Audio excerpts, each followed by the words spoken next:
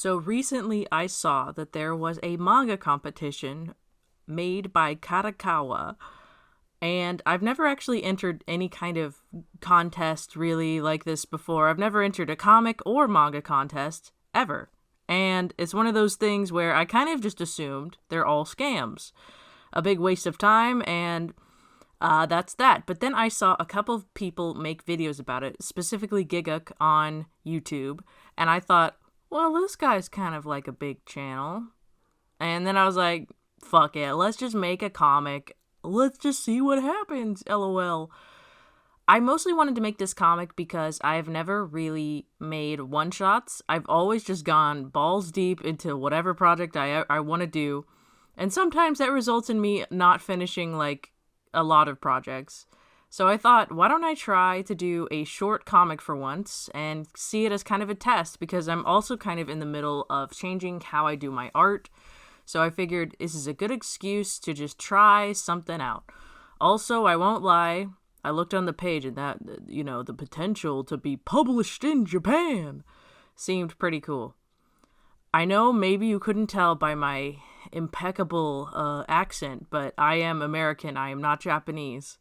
So I was also kind of worried about this because I wasn't sure if my art really looks like manga or not, or if I could even replicate the style very well. So I'll put on screen, this is what my art looks like normally, which sometimes I've had different people say different stuff about it, but basically I've gotten, this looks really comic booky, and I've also gotten, is that anime? So who knows? But for this comic that I was working on, I decided to alter how I draw a little bit. I don't even know if you can really even tell that I altered how I draw a little bit, but basically for some of the faces, I made them look more anime. The profiles, I made them look more anime looking. And I changed the proportions ever so slightly so that I can look authentically Japanese. But let's get into it. Onegaishimasu. So for the story, I thought it would be kind of fun to do a horror manga. I know they are not very popular, but I thought it would be fun because I like horror manga and that's what I wanted to do. But I kind of wanted to give it a little twist because I didn't want it to be just like, here's yokai, here's demons, here's blah, because that's been overdone. So I wanted to think of something that I thought was actually scary. And most of the things I find scary are actually concepts. They're not really actual, like, spooky scares. So I thought, here's the concept. What if you are in a Pee-wee's Playhouse-esque kind of universe, and you are slowly being taken over, and you're turning into, like, a little Muppet, and it's body horror. That was my initial idea.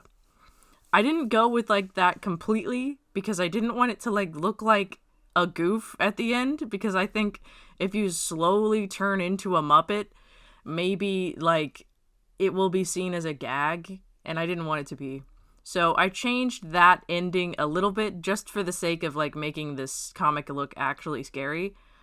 But if I ever were to continue the series, that's basically what's gonna happen.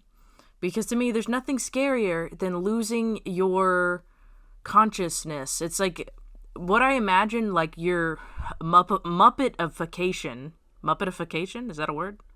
What I imagine it to be like is kind of like first you turn furry and cartoon-esque, and then you start using like puppety language, and then you start singing songs randomly, and then you slowly lose your sentience.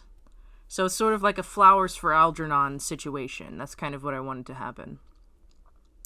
And the reason I like puppets and things like that is I grew up with Pee-wee's Playhouse. It was a big moment for me. I really love the series and the movie, by the way. The movie has an excellent soundtrack. If you've ever heard it, please listen to the Breakfast song because it's very good. I also got inspiration from a show called H.R. Pufnstuf. I didn't grow up with this. This was like before my time. But H.R. Pufnstuf is kind of like Pee-wee's Playhouse before Pee-wee's Playhouse existed, where there's puppets and stuff, and it did get kind of popular because the pronoun song got popular on TikTok. I'll put it right here if you want to listen to it. The subject for today is pronouns. So what you say we have a couple of go-rounds? I is a lonely word, you is a happy word, we is a friendly word I much prefer. He is a simple word, she is a tender word, they is the mating of a him and her. It is a word that can mean anything. It can be either large or small. Mine is a selfish word, yours is the thoughtful word, but ours is the nicest word of all. I don't know if I can actually play it on YouTube, if I won't get flagged or not. I'm not sure.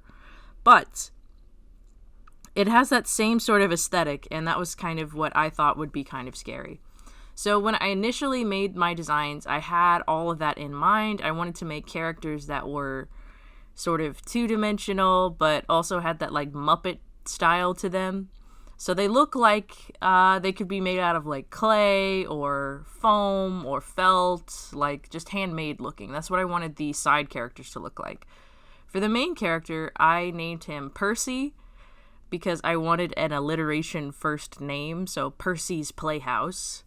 I was racking my brain thinking of P names, and I couldn't fucking think of any P names. Percy was the only one that like kind of didn't sound bad, so that's what I went for.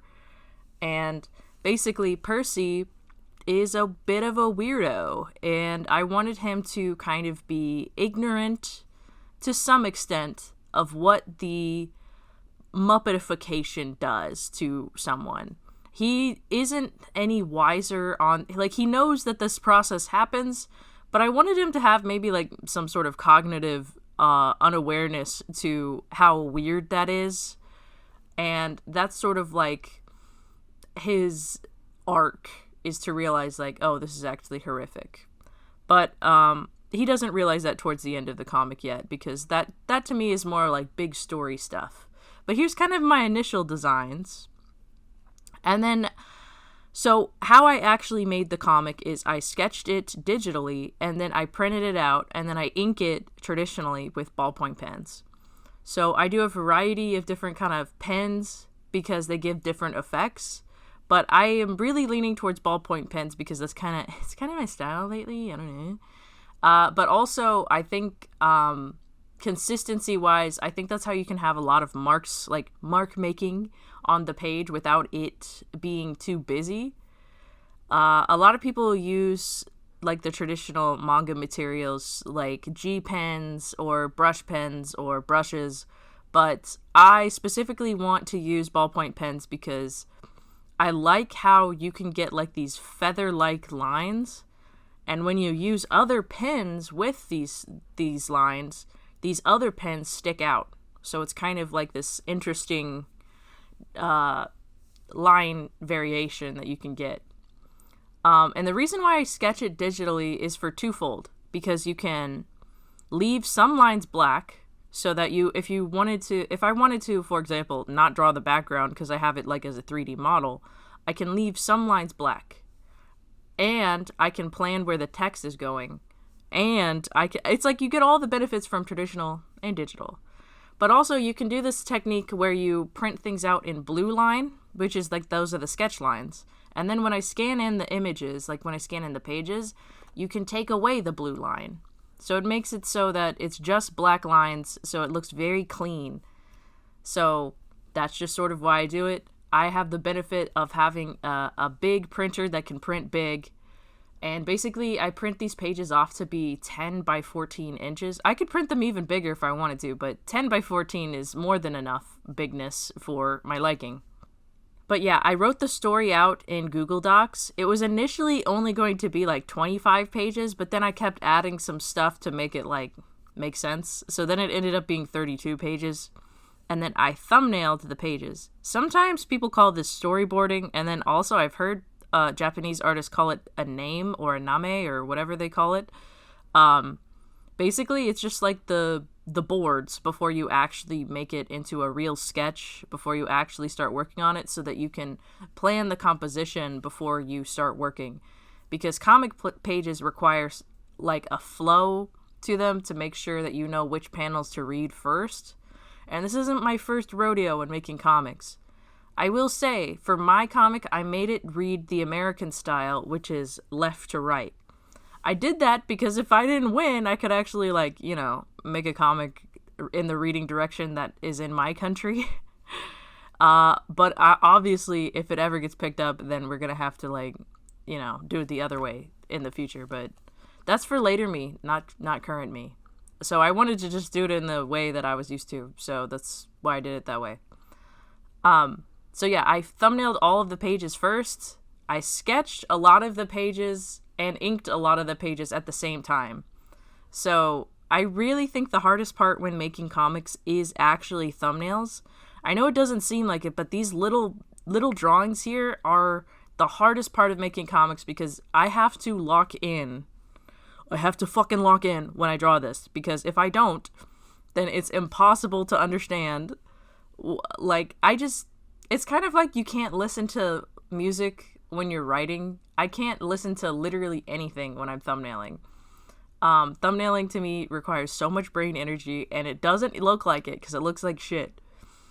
But yeah, that's how I do that part. And then sketching, I sketched it digitally, like I said, but some of the things I used were some digital techniques specifically, such as using some 3D backgrounds.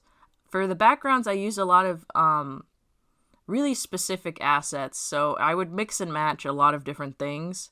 One of the things I really hate drawing is like floors, for example, because it's really annoying to draw a floor pattern like a tile, because it's hard to get tile correct in the right perspective. So for the later scenes, I just had a 3D model of the tile, and you can rotate it any direction that you want, so it looks accurate. A lot of them, when I printed them out, I left them partially blank so that I can add details in with the ballpoint pen so that it looks like more to the style. What I didn't want to do was just have like a 3D model where nothing matched. So that was kind of like, I left things so that I could add detail on top of it so it looks like natural. Part of me is like a little worried about like anybody who wins this contest. I don't think I'll win because I don't know. I looked at the previous winners and I don't know if I really have that kind of, I don't know. I just have no idea if I would ever win anything like this. I kind of doubt it. But I kind of am concerned about if you do get a serialization, because Japanese serialization is no fucking joke if you've never understood how mangakas work. Essentially, a lot of serialization is either weekly or it's monthly, and it's a shit ton of pages. Usually, it's about 20 pages a week if you're weekly, and 55 to 60 pages if you're monthly. I don't know what Kadokawa really does for their stuff. They don't have info on it. They don't have anything explaining how that works. But yeah, I am a little concerned about that. For anybody who wins, and I am kind of curious about it as well. I would love to see like more people, if they are actually published in Japan, if they're like a Westerner, explain that process, like, and also explain how much you get paid, because I want to know. I know everybody does, but maybe they I don't know, maybe they're not allowed to say how much they get paid. I don't know. I know that vaguely a lot of manga artists get paid more on the back end, like with royalties and stuff. And then their initial payment is very low. But more or less, a lot of manga artists are kind of slaves. I don't want to be, like, cruel, but, like, yeah, it is not easy to make pages. I only had a month to work on my stuff, and I was doing basically a page a day, because I didn't find out about this till, like, literally Giga made his video, and so that's how I started working on it. But yeah, here is my submission. I shall go through it with you in another recording because I can't edit it that way, but I'll show it to you like on the screen, okay? Okay, bye. All right. So here is my story. Percy's Playhouse by Piss Chrysalis. So here's page 1. I'm not going to read any of these, by the way. You're just going to have to pause it, I guess. Or I think it will be posted when it's actually like, I don't know if I think they only post like the winners though, so I don't know if like mine will, but you can read the thing in full, by the way, if you go to my Instagram or my Twitter. now known as X. But some of the pages, like that one, I didn't want to put a background because I got lazy. But other ones like this page, I put details like the nutrition facts, and a lot of them are just poisons because I thought that was kind of funny. I don't know. But yeah, here it's going. I wanted also it to have the theme kind of like horror movies where the characters, like the sexy girl kind of is cute and they're like, hee hee, let's make out. And then it gets horrifying very quickly because in a lot of horror movies, it's basically like sex negative. They are not sex positive in horror movies for some reason. And the girls usually die. But yeah, it is kind of up in the air if she is dead. But yeah, her body is somewhat disintegrated. So I guess that's up to you. Is that dead? I don't know.